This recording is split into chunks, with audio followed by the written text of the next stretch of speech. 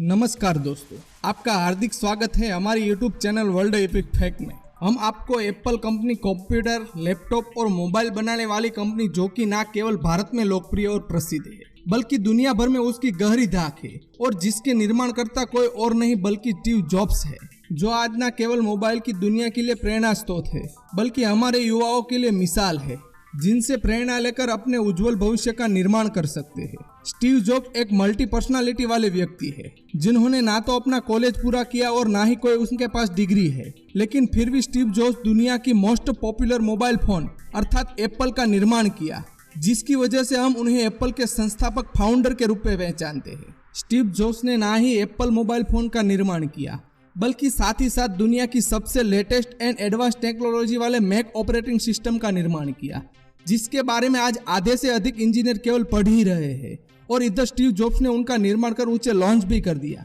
Steve jobs का पूरा नाम स्टीव पॉल है, जिसे संक्षिप्त रूप से स्टीव जॉब्स कहा जाता है। अमेरिकी बिजनेस का चेहरा और आविष्कार कहे जाने वाले स्टीव जॉब्स का जन्म मूल अमेरिका के कैलिफोर्निया में मौजूद सैन फ्रांसिस्को में 14 फरवरी 1955 को हुआ था।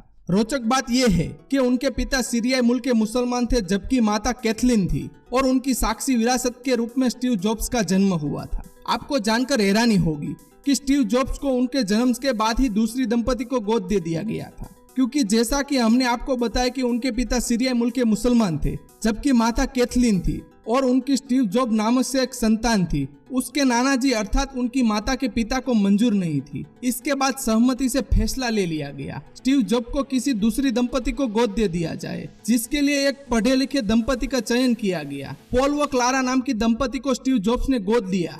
स्टीव जॉब्स की शिक्षा यात्रा बेहद ही रोचक रही है, क्योंकि स्टीव जॉब्स को गोद लेने वाले पॉल क्लारा साल 1961 में कैलिफोर्निया के माउंट ब्लू में रहने गए, जहां उनके परिवार को चलाने के लिए एक गैरेज खोला। यहीं से स्टीव जॉब्स ने अपनी शुरुआती शिक्षा का सफर शुरू किया और वे एक बेहतरीन विद्यार्थी भी थे, लेकिन उन्हें स्कूल जाना अच्छा नहीं लगता था और ना ही उन्हें अपनी उम्र के दूसरे बच्चों से दोस्ती करनी अच्छी लगती थी, जिसकी वजह से वह कक्षा में सदा अकेले ही बैठते थे। लेकिन समय बीतने के साथ साथ उन्हें उन्हीं जैसी रुचि वाले लड़के अर्थात वोजनियाक से मुलाकात हुई, जिसकी दिलचस्पी भी इलेक्ट्रॉनिक्स में थी, जिसकी वजह से उनके बीच गहरी दोस्ती हुई।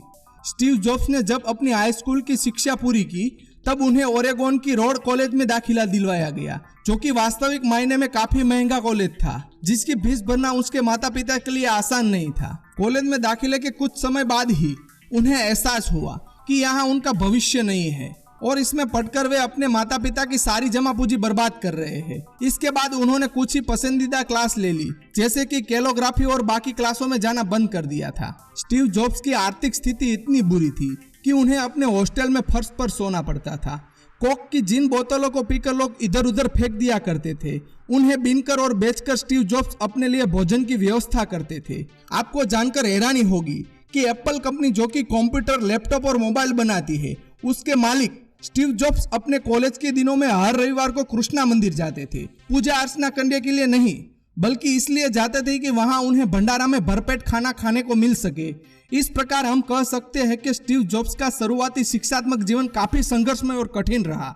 हम आपको बताना चाहते हैं कि स्टीव जॉब्स ने अपने जीवन में कुल 2 शादियां की थी। दोनों शादियां के फलस्वरूप कुल 6 संतान की प्राप्ति हुई थी। साल 1972 का समय था जब स्टीव जॉब्स ने अटारी नामक एक गेम बनाने वाली कंपनी में काम शुरू किया और कुछ समय किया, लेकिन अपनी यायावर प्रवृत्ति के कारण उसका वहां मन नहीं लगा, जिसके फलस्वरूप उन्होंने नौकरी छोड़ दी। कुछ रुपया जमा करने के बाद स्टीव जॉब्स साल 1974 में 7 महीनों की भारत यात्रा पर निकल गए। जैसा कि हमने आपको बताया कि स्टीव जॉब वोजनियाक अपने कॉलेज के दिनों से ही अच्छे मित्र हुआ करते थे और दोबारा उनकी मित्रता में गाढ़पन देखने को मिला।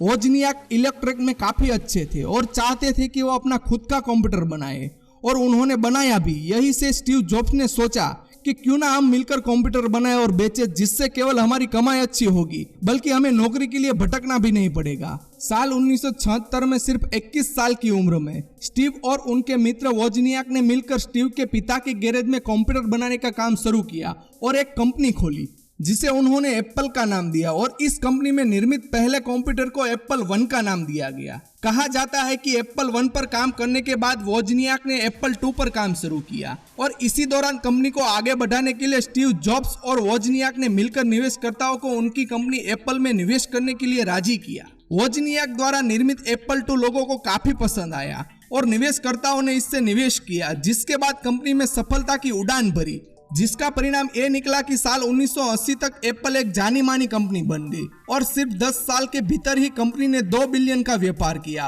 और अब तक उसमें कुल 4000 से अधिक लोग काम कर रहे थे। स्टीव ने ही एप्पल कंपनी की शुरुआत की थी, लेकिन एक समय ऐसा आया जब उन्हें ही कंपनी से निकाल दिया गया। स्टीव खुद स्वीकार करते हैं कि जब उन्हें एप्पल से निकाला गया तो उस समय उनके जीवन का काफी कठिन समय था, जिसके बाद वे तनाव और दबाव में आ गए थे और कुछ पल के लिए ठहर से गए थे।